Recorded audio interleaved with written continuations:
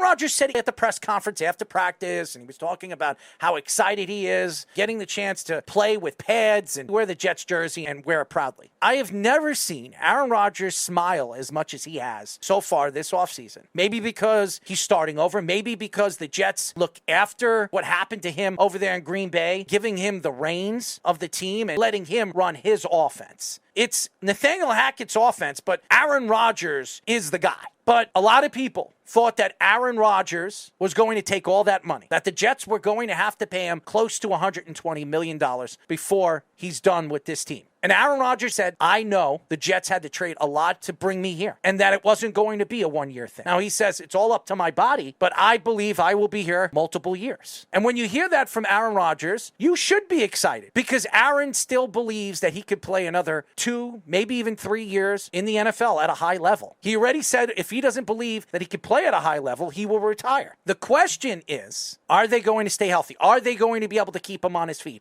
Are they going to be able to make sure that he is protected in that pocket so he can make every single throw? Is Robert Saleh really a good coach? This year, with a quarterback that good, he now has a chance to show everybody with a quarterback, with a top defense, and with an offense as young as the Jets and could be very explosive with a quarterback that good like Aaron Rodgers with a new offensive coordinator. It's not Mike LaFleur anymore. It's Nathaniel Hackett. When Nathaniel Hackett was there in Green Bay, he was back-to-back MVP of the NFL. He had his best numbers. Quarterback rating, everything was up. Touchdowns, his numbers were the best of his career when Nathaniel Hackett was there. You go back and forth on what the Jets had to do in renegotiating this deal for Aaron Rodgers. Because Joe Douglas knows that when players are going to be waived after preseason games, there are going to be very good players still available. Players that you can bring in for a one-year contract to help this offensive line, to help this offense. So Aaron Rodgers taking a pay cut this year, taking a pay cut from what he was going to get for the next 2 or 3 years, and saving the Jets about $35 million,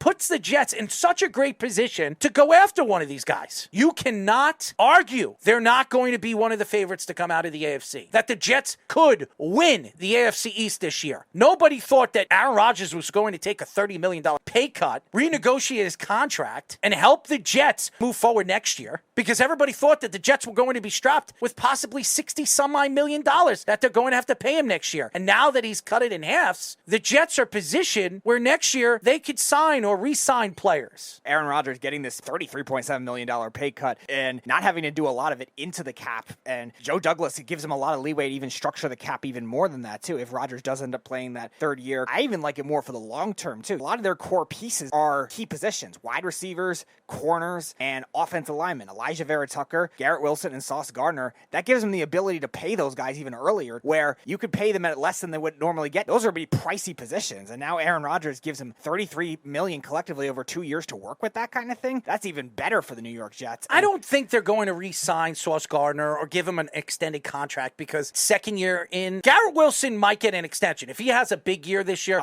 I could see the Jets extending him, because they obviously want to make sure that their wide receiver is under contract for the next 5-6 years. I think Elijah Vera-Tucker is the guy that you have to look at in the offseason next year, going into his 4th year. And if Elijah Vera-Tucker has an all-pro year, you extend him. Yes. He is your future at your offensive line. You don't know where you are at the tackle position. And next year, even though the Jets do not have a first-round draft pick, they have to look at maybe free agency next year at the tackle position, because Dwayne Brown will not be back. And Mekhi Becton, he has not looked good so far at the camps. What Aaron Rodgers has done is help the Jets out when it comes to maneuvering contracts next year. Elijah Vera-Tucker's market, he could play so many different positions, and what he's going to get paid as is going to be very interesting. They probably should have tried to address that a year early before the stock even goes higher. Giants paying Andrew Thomas $23.5 million. That's the second highest tackle contract, and the highest guard contract, Chris Lidstrom's at $20 million. So you would think Elijah Vera-Tucker could get something in that range too, and maybe even higher if he has another all-pro type year. But again, Garrett Wilson, Sauce Gardner, especially the Garrett Wilson, before that receiver market spikes even further, because Tyreek Hill's making almost $30 million a year, and so is Devontae Adams. Maybe they want to jump on that.